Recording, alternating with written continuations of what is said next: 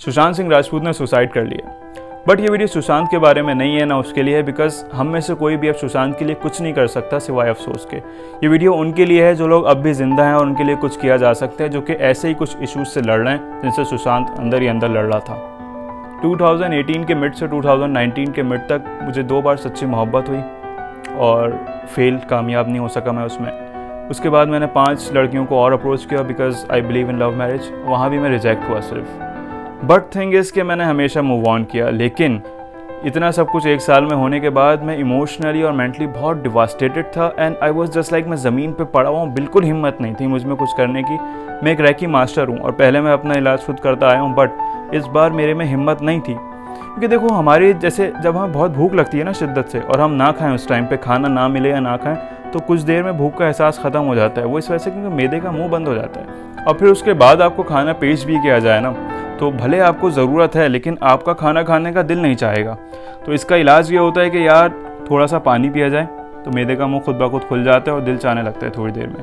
तो वैसे ही mental health के इश्यूज़ में ये होता है कि जब बंदा बिल्कुल डिवास्टेटेड होता है ना, तो उसका दिल नहीं चाह रहा होता यार कि वो अपना इलाज करवाए, उसमें हिम्मत नहीं होती। उसका मसला ही तो ये है कि वो कुछ नहीं कर पा रहा है। तो इस टाइम पे मैं जब खुद नहीं कर पा रहा था, तो मैंने किसी और से थेरेपी ली, एक प्रोफेशनल से, CBT प्रोफेशनल से।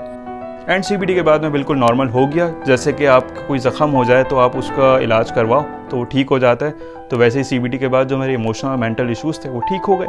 And being an experience person and a Reiki professional, मैं आपको 3 बहुत इंपॉर्टेंट टिप्स देना चाहता हूँ जो आपको हमेशा काम आएंगी और वो लाइफ लॉन्ग तक चलाने वाली हैं, और सिर्फ इश्यूज़ के दौरान नहीं है। फर्स्ट ऑफ ऑल, आपको नेगेटिव सेल्फ टॉक नहीं करनी है। नेगेटिव सेल्फ टॉक क्या होती है कि भाई ज़िंदगी झंड हुई हुई है, बर्बाद है मेरी ज़िंदगी, सिंगल ही मरेंगे, कटेगा, ये बातें ये बिल्कुल पॉइजन की तरह काम करती हैं आपकी सोच को और इमोशंस को। बिल्कुल आप उस पर बिलीव करने लगते हो कि जब आप कहते हो ना कटेगा, तो आप इस पर बिलीव करने लगते हो। ज़िंदगी झंड है तो आप बिलीव करने लगते हो। आपको फिर वही चीज़ें नज़र आएंगी कि जो आपकी ज़िंदगी को ख़राब कर रही हैं या आपको नहीं भी कर रही होंगी ना, तो आप उस पर्सपेक्टिव से देखोगे एंड आप बोलोगे कि यार मैं तो ऐसा नहीं करता या नहीं करती, बट आप ऐसा करते हो। जब आप कोई ऐसा पोस्ट शेयर करते हो जिसमें ये लिखा होता है कटेगा, ज़िंदगी बर्बाद है, सिंगल ही मरेंगे, तो आप इस बात पे बिलीव कर रहे हो।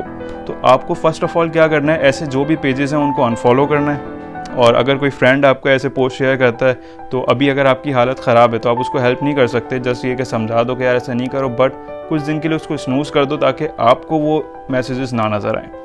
उसके बाद आपको अपने वाटर इंटेक का और डाइट का बहुत ख्याल रखना है।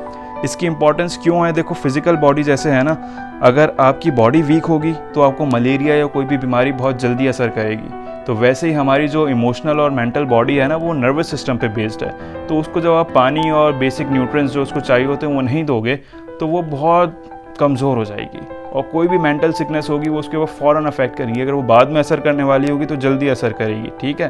तो इस चीज़ का आपको ख्याल रखना है। और उसके बाद तीसरी चीज़, always remember you have a choice.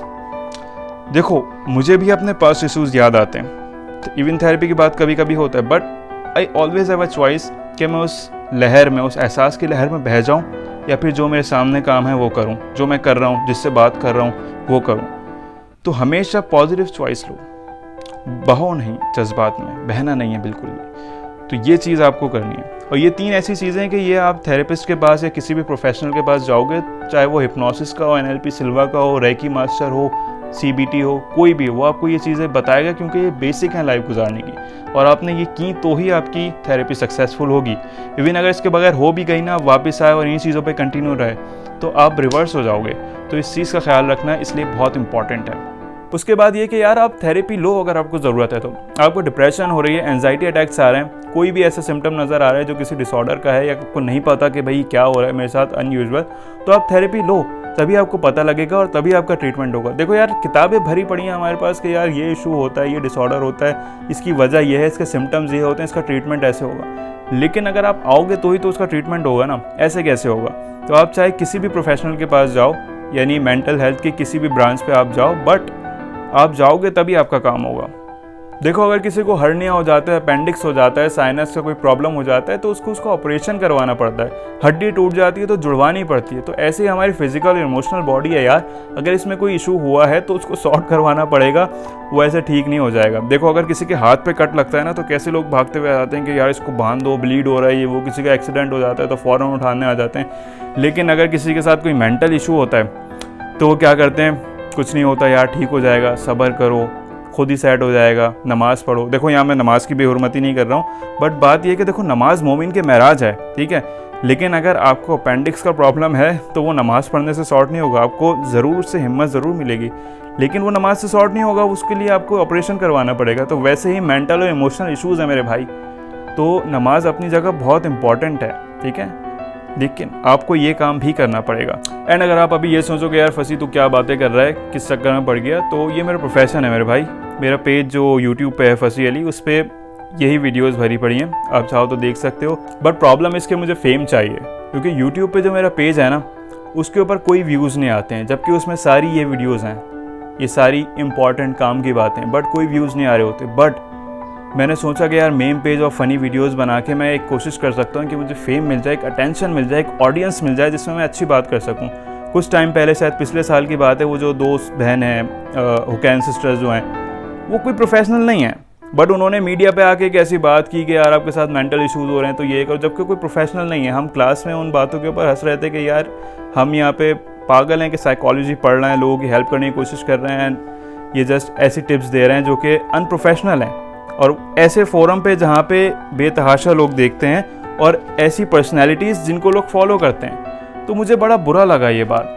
And यहाँ पे हम लोग बैठे हैं कि यार लोग आके वो बातें समझें कि जिनसे उनकी लाइफ बेटर होगी, बट लोग उन लोगों को फॉलो करने में लगे हुए हैं जो कि पहले अपनी वीडियोस में, अपनी मूवीज़ के अंदर टॉक्सिक आइडियाज़ लोगों के माइंड्स में डालते हैं, भरते हैं, और जब वो हो जाता है तो वो खुद ही कोई इशू होने के बाद जो है किसी मॉर्निंग शो में आके ऐसी बातें कर रहे हैं कि यार उन्होंने कोई ऐसी बात कर दी, मोटिवेशनल बात कर दी या मेंटल हेल्थ से रिलेटेड बात कर दी, तो लोग उनके और फ़ैन हो जाते हैं। जबकि इशूज़ तो उन्हीं डायरेक्टर्स, प्रोड्यूसर्स और उन एक्टर्स एक्ट्रेसेस ने किया कि भाई आपके माइंड में टॉक्सिसिटी भरी।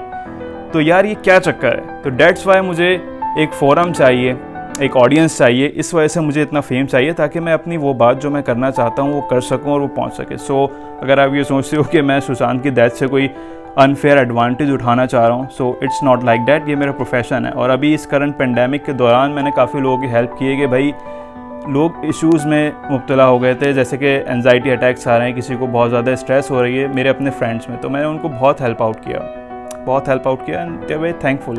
कुछ को मैंने खुद थेरेपी दी, कुछ को मैंने सजेस्ट किया थेरेपी के लिए, उन्होंने करवाया, उनका करवाया तो इशू सॉर्ट हो गया, ठीक है।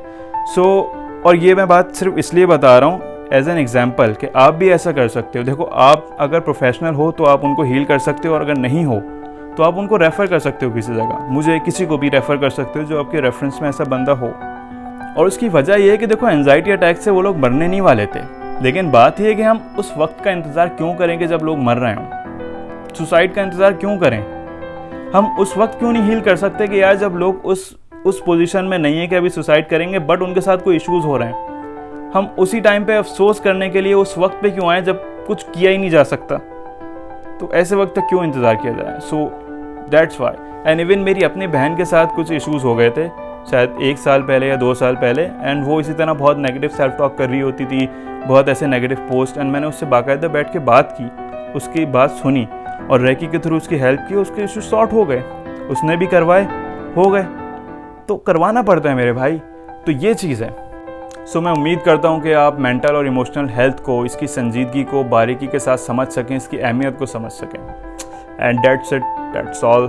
Thank you. अल्लाह हाफिज़।